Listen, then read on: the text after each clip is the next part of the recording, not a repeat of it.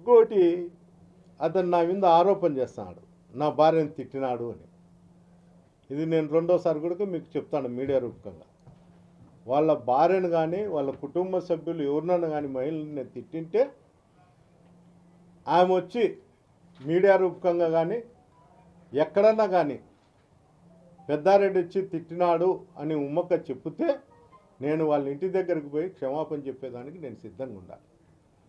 ప్రభాకర్ రెడ్డి, నువ్వు నీ భార్యతో నువ్వు మాట్లాడే అబద్ధాలన్నీ నిజమని చెప్పించుకో, కనీసం నేను నీ ఇంటి దగ్గరకు వచ్చి క్షమాపణ అన్న చెప్తా.